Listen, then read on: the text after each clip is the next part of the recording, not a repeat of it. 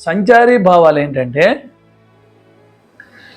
ఇప్పుడు ఒక బృందావనం మనం చూపించాలి అనుకోండి, మన బృందావనంలో కృష్ణుడు ఇలాగా చూపిస్తున్నప్పుడు మనం దాన్ని భావాలు సంచరిస్తూ ఉంటాయి. అంటే ఆ వేణుగానానికి ఎలా ఇన్వాల్వ్ అయింది, అలాగ చెట్లు కానీ అలాగని, తర్వాత ఆవులు కానీ, అతని యానిమల్స్ డియర్స్ కానీ, లేదంటే గోపికలు కానీ అలా ఇన్వాల్వ్ అవుతూ అనేక రకాలుగా ఒక కృష్ణుడు చూపించే బదులు ఆ బృందావనాన్ని మన అట్మాస్ఫియర్ ఎలాగే చూపించే అనేక రకాలుగా దాన్ని మనం చూపించగలుగుతున్నాము. అంటే ఇన్ని ఉదాహరణకి చెప్పాను, ఇలాగ శ్రీకృష్ణుడు బృందావనం అని. అలా ప్రతి దాంట్లో కూడా ఒక భావం కాకుండా అనేక రకాలైనటువంటి భావాలు సంచరిస్తూ ఉన్నాయి కాబట్టి దీన్ని సంచారీ భావం అన్నారు.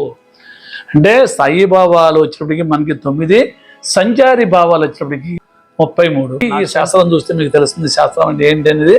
ఎందుకంటే దాని గురించి చెప్పాలంటే చాలా ఉన్నాయి కాబట్టి అవన్నీ కూడా ఒకసారి చదువుకుంటే మనకి భావాలన్నీ కూడా మనం అంటే సంచారీ భావాలు అంటే మనం ఒక ప్రదర్శన చేస్తున్నప్పుడు కానీ, ఒక సీన్ చేస్తున్నప్పుడు కానీ, ఒక ఇన్సిడెంట్ కలిగినప్పుడు అనేక రకాల భావాలు సంచరిస్తూ ఉంటాయి కాబట్టి దీన్ని సంచారీ భావం అని అన్నారు.